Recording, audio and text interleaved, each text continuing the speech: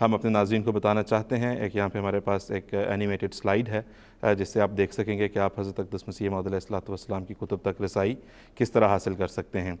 تو ہم کوشش کریں گے کہ ابھی آپ کو دکھا دیں اسکرین پر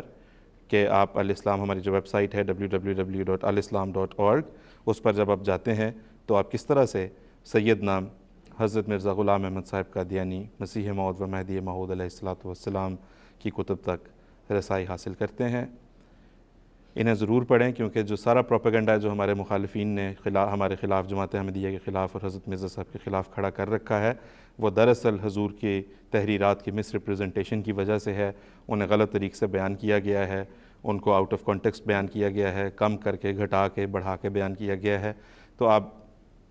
پہلے تو یہ سہولت نہیں تھی ناظرین کے لیے، اب یہ سہولت بہرحال ناظرین کو میسر ہے کہ وہ ہماری ویب سائٹ پر جا کے حضرت اقدس مرزا غلام صاحب قادیانی کی تمام کتب کا مطالعہ کر سکتے ہیں۔ مبشر ایاز صاحب آپ سے درخواست ہے کہ حضور اقدس علیہ الصلوۃ والسلام کی تصنیف حمامۃ البشریٰ کا تعارف اگر آپ ہمارے ناظرین کے لیے پیش کر دیں۔ جی مبشر ایاز صاحب۔ مکہ معظمہ کے ایک رہائشی محمد بن احمد مکی جو کہ 1891 میں ہندوستان کی سیر و سیاحت کی غرض سے تشریف لائے ہوئے تھے، انہیں حضرت اقدس مسیح موعود علیہ السلام کی بابت ان کے دعوی کا معلوم ہوا تو رویا اور کچھ تحقیق کے بعد جب حق ان پر ظاہر ہو گیا تو وہ قادیان حاضر ہوئے اور حضرت اقدس علیہ السلام کے دست مبارک پر بیعت کی اور 1892 کے جلسہ سالانہ قادیان میں بھی شمولیت فرمائی۔ مکہ واپس جا کر انہوں نے حضور کی خدمت میں خط لکھا کہ وہ یہاں آ کر تبلیغ بھی کر رہے ہیں اور درخواست کی کہ حضور اپنی کتب یہاں مکہ میں بھیجیں تاکہ وہ انہیں علماء مکہ میں تقسیم کر سکیں۔ اس خط کے ملنے پر حضور علیہ السلام نے اہالیان مکہ کی طرف حمامۃ البشریٰ کے نام سے ایک عربی رسالہ تصنیف فرمایا جو روحانی خزائن کی جلد نمبر 7 میں شامل ہے اور 169 صفحات پر مشتمل ہے۔ آپ نے اس میں اپنے دعوی مسیحیت اور اس کے دلائل لکھے اور خروج دجال اور وفات مسیح اور نزول مسیح وغیرہ مسائل پر سیر حاصل بحث فرمائی اور آپ کے عقائد اور دعوی پر جو اعتراضات کیے جاتے تھے ان کا بڑی تفصیل کے ساتھ جواب دیا۔ آپ نے قرآنی آیات اور احادیث کی روشنی میں ثابت فرمایا کہ مسیح ناصری بھی دوسرے نبیوں کی طرح فوت ہو گئے اور جو فوت ہو جائے وہ کبھی واپس نہیں آیا کرتا، اور آیت قرآنی بل رفعہ اللہ الیہ سے مراد یہ نہیں ہے کہ اسی جسم کے ساتھ آسمانوں پر اٹھا لیا۔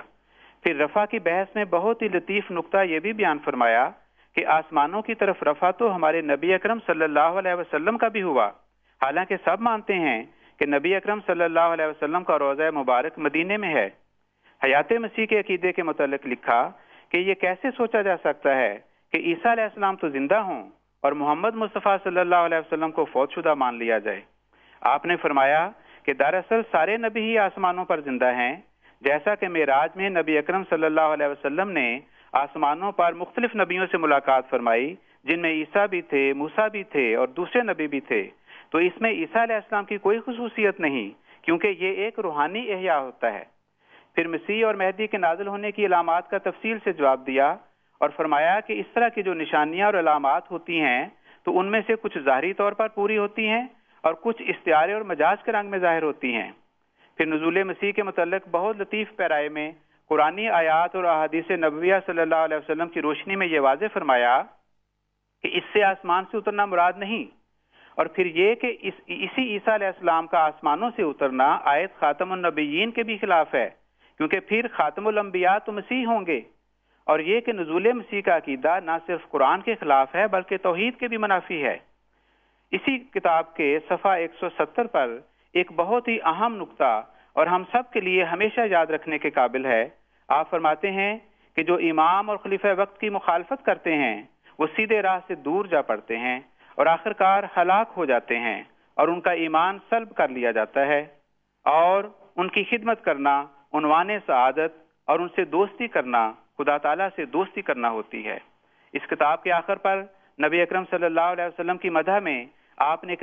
نعتیہ قصیدہ بھی لکھا۔ اس کے 2 شعر پڑھ کر میں ختم کرتا ہوں۔ آپ فرماتے ہیں وَإِنَّ إِمَامِي سَيِّدُ الرُّسُلِ أَحْمَدُ